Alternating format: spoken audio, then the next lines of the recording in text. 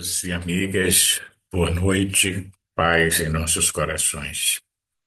Mais uma vez estamos aqui de volta, iniciando um novo capítulo que vai tratar justamente do inconsciente, dos arquétipos.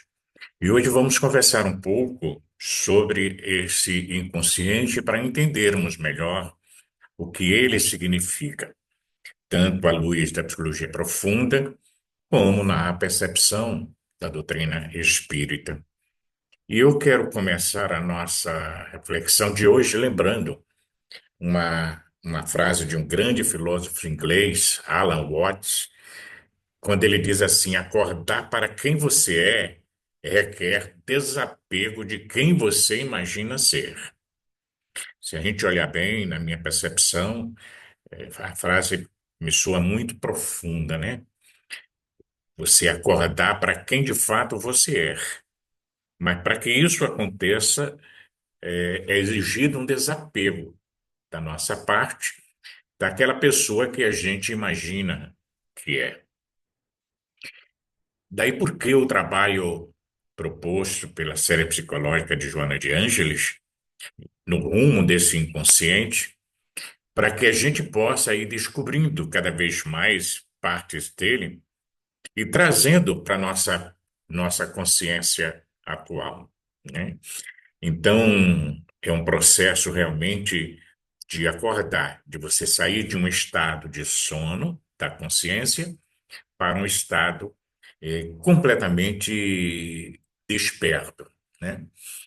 E também uma outra frase que é de Jung, pai da psicologia analítica, né?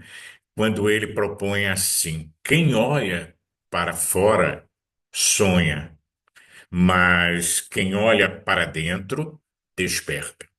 Então a gente vê as duas frases bem correlacionadas, a questão do sono, do despertar, né?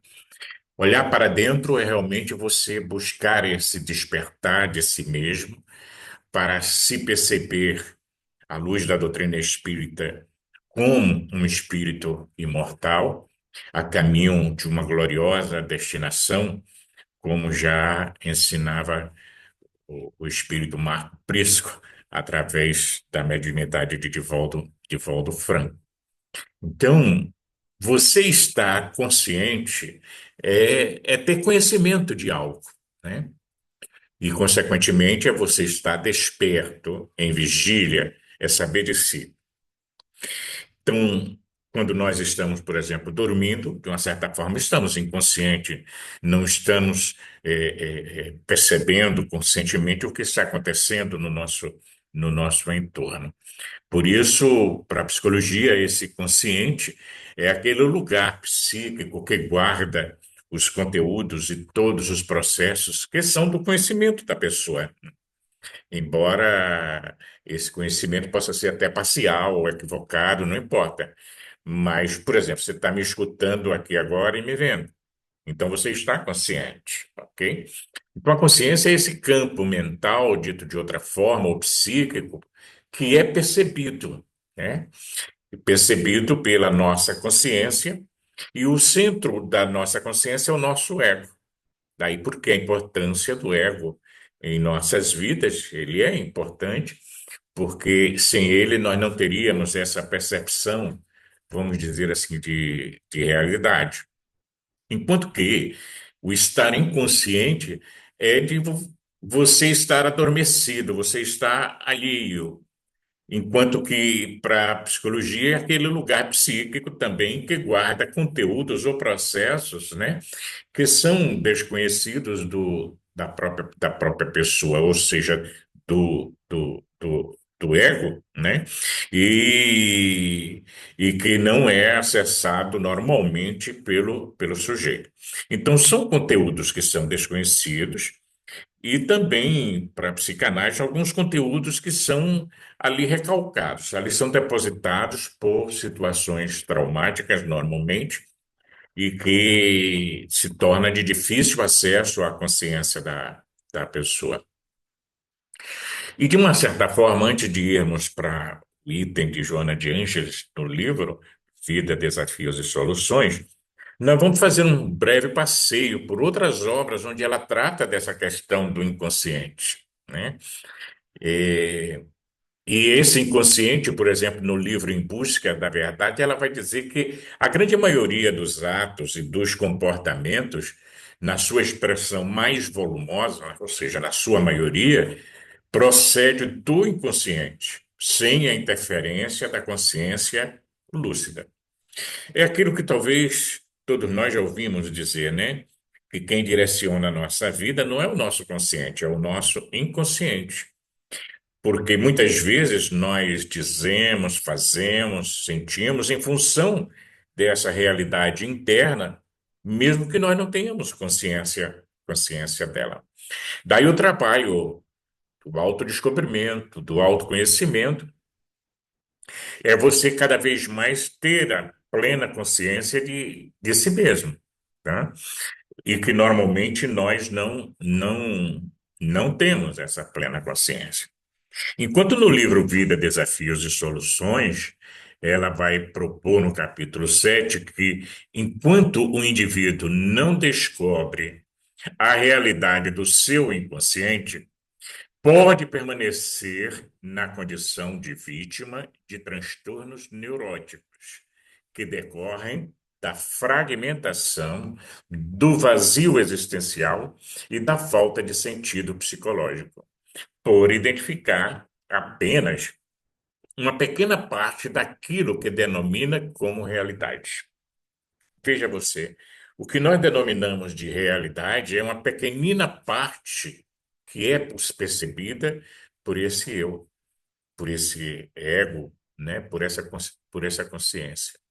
Então, quando, na verdade, o indivíduo não procura fazer essa descoberta de si mesmo, ou seja, dessa realidade do seu inconsciente, ela pode permanecer, significando que ela já é, mas vai permanecer vítima de transtornos neuróticos,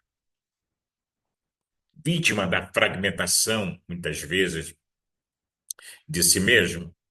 A existência de um vazio existencial que a pessoa não consegue explicar o porquê, né? Daí, às vezes, a gente encontra pessoas que a gente diz assim, poxa, a pessoa tem tudo para ser alguém feliz, mas não é, né? Pelos nossos parâmetros, né? E a falta de sentido para a vida, um sentido psicológico para o existir. E tudo isso porque ela lida apenas com essa parte pequenina, né, da consciência ou daquilo que é observado pelo ego e que denomina realidade. Por exemplo, a pessoa com uma concepção materialista, o que é realidade para ela? Não é a mesma coisa para uma pessoa de concepção espiritualista, que vai muito além da conjuntura material da vida, tá? Para poder dar um sentido à própria vida. Então, a gente vê, como eu costumo dizer sempre, que o mundo é percepção nossa, né? Onde hoje eu percebo de uma forma, em função das minhas crenças, em função das minhas experiências de vida, dos meus conhecimentos, e por aí vai. Mas à medida que eu vou avançando, essa percepção vai se ampliando cada vez mais. É por isso que quando nós assimilamos os princípios espíritas, né, esses princípios se internalizam e amplia nossa percepção. Porque aí vamos perceber-nos como espíritos imortais, como filhos de Deus, vamos perceber-nos como um espírito ou uma alma temporariamente reencarnada e que vai desencarnar, vai retornar para o mundo. Então, tudo isso muda essa configuração da leitura que nós vamos estar fazendo do mundo e nos favorecendo com a harmonização interna, evitando essa fragmentação de que ela fala e o próprio vazio existencial. E a vida passa a ter um sentido para nós. É interessante a gente observar que quando a gente fala de inconsciente, e como a maior parte desses estudos de Joana, né, apesar de ela fazer uso de outros autores da psicologia, mas ela foca muito os seus trabalhos e comentários em cima da psicologia de Carl Gustav Jung. também conhecida como psicologia profunda, tá? E aí é interessante porque Jung, quando faz esse mapa da nossa psique, ele diz assim que nós temos um consciente, tá? Que é essa área em que nós estamos atuando agora, onde o centro dessa consciência é o nosso ego, ok? E só para a gente se situar assim, topograficamente, vamos dizer, e aí abaixo dessa consciência você teria o chamado inconsciente pessoal, que nasce conosco, se forma a partir do nosso nascimento, segundo Jung, mas poderíamos ir um pouco mais além dentro de uma percepção reencarnacionista, que ele começa a se formar, esse inconsciente pessoal, desde o momento da concepção. Tanto assim que as experiências de regressão a vivências passadas levam algumas pessoas a resgatar memórias de quando estavam no ventre materno, né? Situações as mais diversas, inclusive algumas traumáticas. Ok, então esse é o inconsciente pessoal, tá? E tem o chamado inconsciente coletivo, tá? Na percepção de Jung, assim como a existência também dentro desse mapa psíquico, né, dos arquétipos, a presença do dos complexos, né? O eixo ego-self, onde o self seria essa percepção integral do indivíduo, e no dizer de Joana de Ângeles, esse self seria o espírito enquanto a essência em todos nós. Então, há várias formas de você fazer esse mapa psíquico. Essa é a percepção de Jung. Outros falam de eu superior, eu inferior, e por aí vai. Mas esse inconsciente pessoal, na percepção junguiana, é interessante porque ele vai dizer que aí estão todas as impressões, todas as experiências, todas as percepções, desejos pessoais, que, de uma certa forma, foram vividos e talvez até reprimidos pela consciência, ou retirados da inconsciência, da consciência. E que tem, vamos colocar assim, um mais fácil acesso por nossa consciência, ok? Seja por serem compatíveis com a ética ou a moral do indivíduo, seja por serem toleráveis para o ego lidar com essas experiências, seja por serem antagônicos com valores e autopercepções que nós possuímos.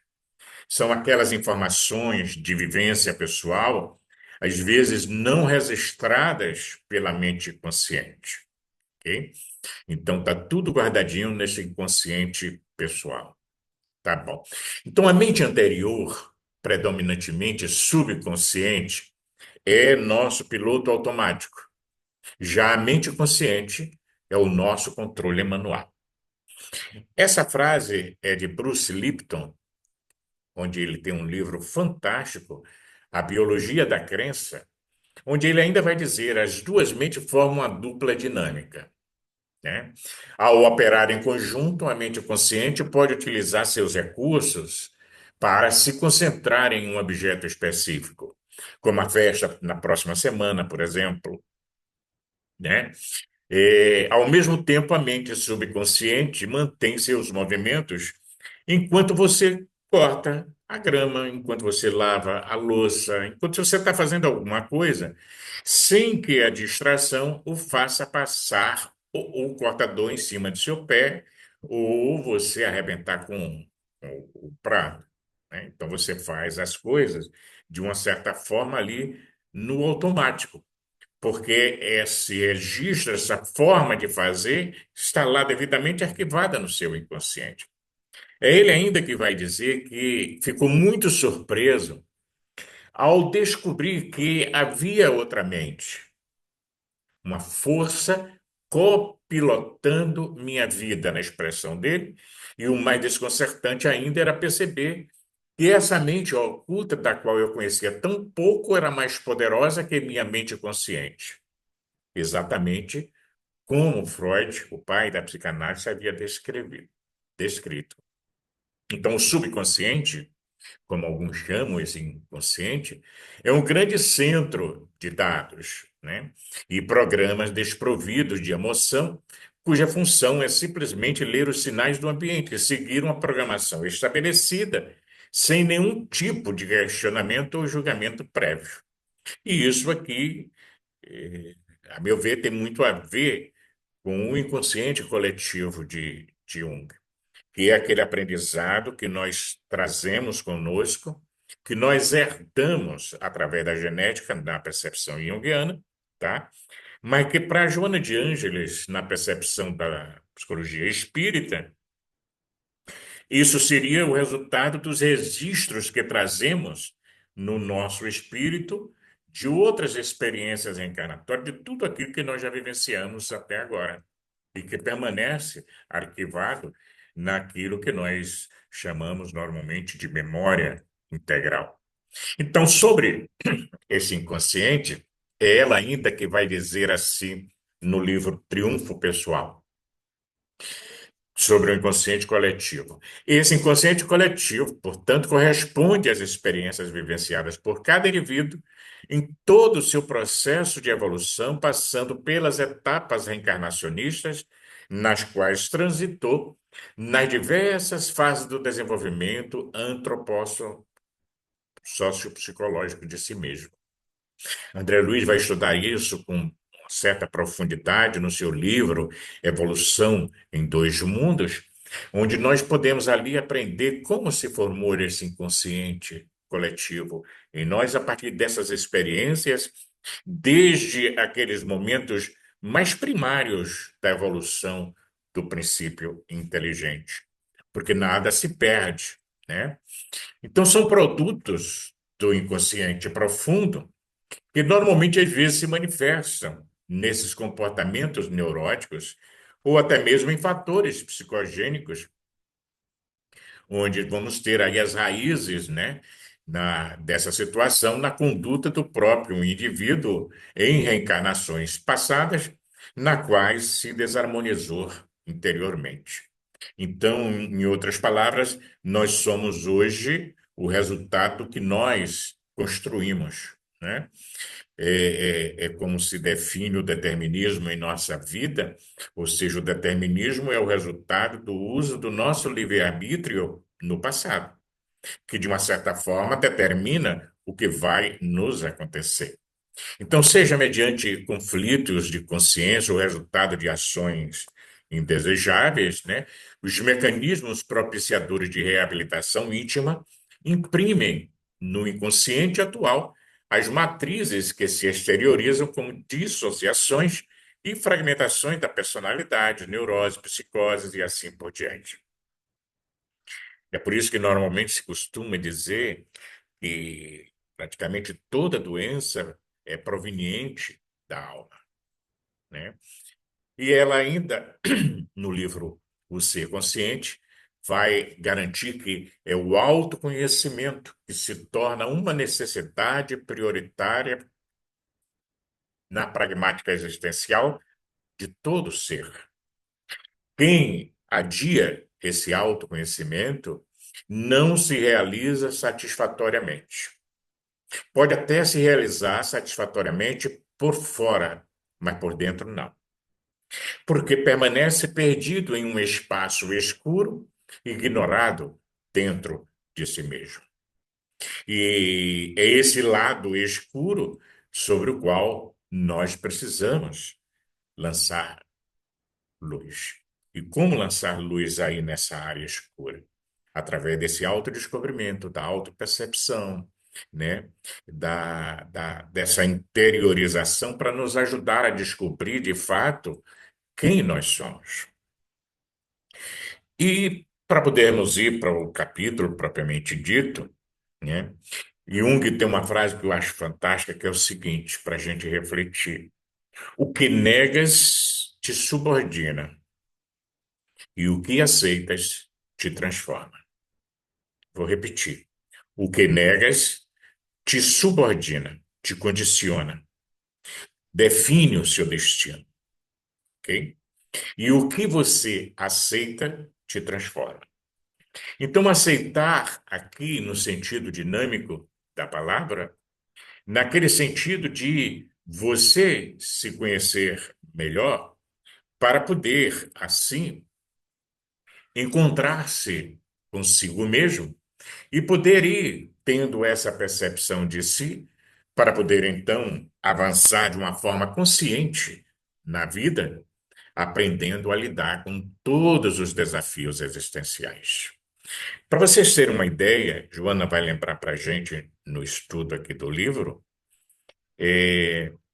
uma metáfora usada por Jung, que é muito interessante, né?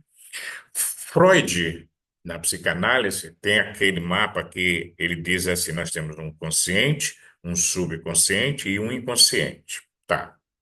E, normalmente, se representa isso como um iceberg, onde a ponta do iceberg seria o nosso consciente.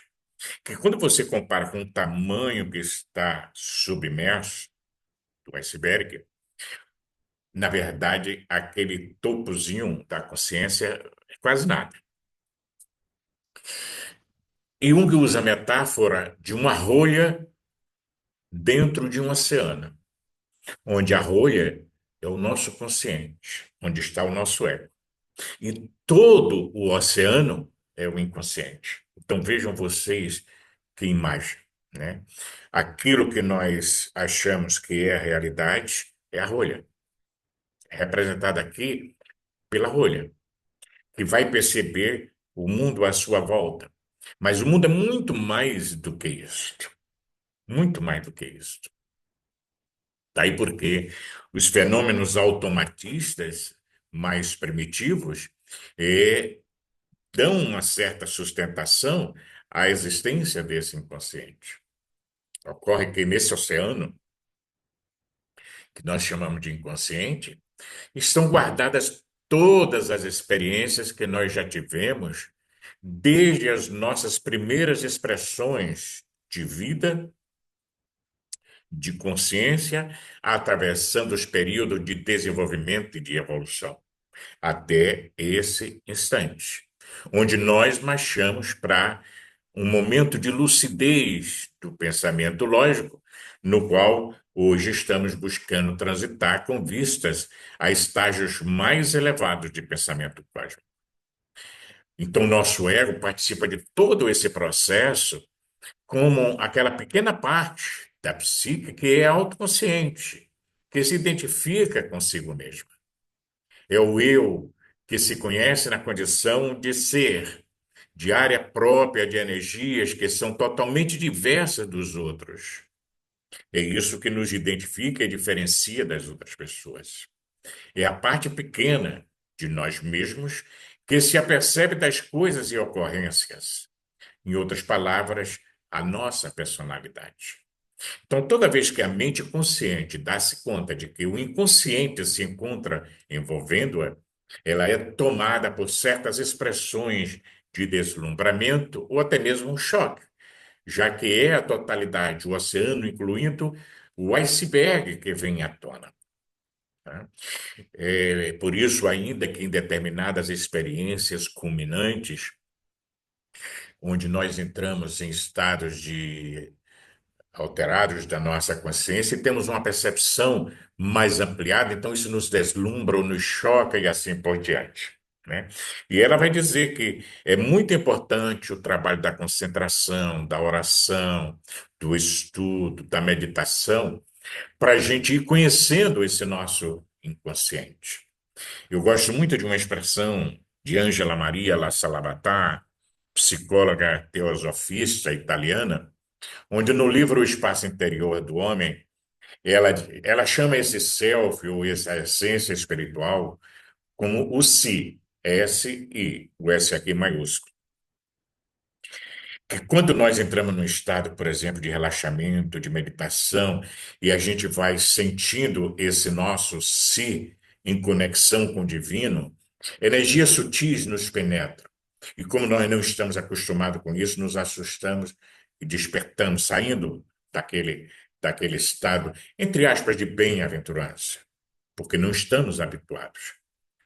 Um outro ponto que Joana vai citar é que a observação dos fenômenos e das manifestações oníricas, ou seja, observar os nossos sonhos, buscar encontrar um sentido, às vezes, para ele, porque normalmente o sonho é uma comunicação do nosso inconsciente com a nossa área consciente.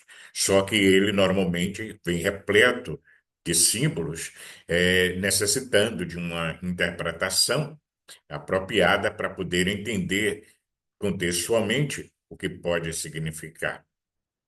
Então, permitimos-nos acrescentar, diz ela, Joana, né, que também é através, como eu disse há pouco, né, da concentração, da oração, da meditação, que alguns transes nas tentativas das experiências mediúnicas, o inconsciente faculta a liberação de várias impressões que estão ali guardadas, dando origem aos fenômenos, inclusive anímicos, que são devidamente estudados, foram estudados pelo codificador e pela doutrina espírita de uma forma em geral. Então, tudo que há no ser pode ir sendo absorvido pouco a pouco, à medida que você vai desejando isto, né? E entendendo aquela frase de Jung, se você desconhece, isso te direciona. Se você acorda e passa a conhecer e a aceitar para a devida transformação, você caminha em direção à autorrealização. É por isso que nesse inconsciente também vai se encontrar o depósito dos mitos, das fantasias, as lendas, as suspeições, que nós vamos dar uma analisada naquilo que a psicologia junguiana chama de arquétipos no nosso próximo encontro. E aí nascem, dormem as personalidades, muitas vezes paralelas, que se incorporam à existência individual, gerando muitas vezes conflitos, né, e transtornos neuróticos os mais variados. O indivíduo que normalmente se movimenta na vida em estado de sono da consciência, sem dar-se conta do que de fato acontece à sua volta, né, é um autômato, né, é alguém que não tem a plena consciência de, de si mesmo. E por isso mesmo a concentração é de um valor inestimável a fim de que possa proporcionar, né, o encontrar-se com os arquivos que lhe guardam as impressões mais íntimas, até mesmo de experiências de vidas anteriores, e sem gerar dificuldades, traumas ou problemas no comportamento atual. A meditação, por sua vez, é um instrumento precioso para a autoidentificação, por facultar e alcançar as estruturas mais estratificadas da personalidade e trazendo os registros arcaicos que se lhe transformaram em alicerces geradores da conduta presente. Por outro lado, a oração, além de suavizar, acalmar os sentimentos, suaviza as aflições e contribui para a elaboração dos fenômenos da imaginação ativa e assim liberando, por associação, ampliando o campo do entendimento da realidade e, de uma certa forma, se desfazendo dos fantasmas que o atormentam, diluindo, ressuscitando traumas que podem ser sanados e ficando com um campo cada vez mais livre de imagens perturbadoras. Portanto, para os mecanismos, né, automatistas do sonho. E aí ela pontua que, embora toda essa contribuição valiosa apresentada pela psicanálise, né, proporíamos o desdobramento consciente da personalidade, diz ela, isto é, o espírito nas suas viagens astrais, ou o famoso desdobramento, como nós chamamos na doutrina espírita, através das quais experimenta sempre, quando lúcido, maior liberdade, assim podendo superar todas as sequelas dos conflitos, né, das reencarnações passadas que estão no depósito do nosso inconsciente. Por isso é um trabalho descobrir essa nossa realidade do nosso inconsciente, a fim de permanecermos despertos na vida sem os transtornos neuróticos, sem a fragmentação da personalidade, sem o vazio existencial, sem falta de sentido psicológico para a vida. Isso porque identifica apenas uma parte, né, daquilo que denomina realidade ou uma maior parte daquilo que denomina como realidade. Isso não quer dizer que a pessoa não tenha problemas, não tenha dificuldades, não tenha desafios a vencer, mas, na verdade, é alguém que encontrou a si mesmo. E por encontrar-se a si mesmo, sabe o que quer, sabe para onde está seguindo, para onde está arrumando, e vai adquirindo cada vez mais a liberdade para a ação criativa, sem aquelas amarras da culpa, que sempre se estabelece depois de qualquer atitude irregular e de toda ação prejudicial. Pensando nisso, é que nós vamos entender cada vez mais e melhor o que significa essa autorrealização a partir do descobrir-se a si mesmo. Para quê? Auto-identificando-se, auto-iluminando-se, rumando para aquela realidade maior que é Deus em nós. Até o nosso próximo encontro, quando analisaremos os arquétipos e o processo de individuação. Um abraço para todos.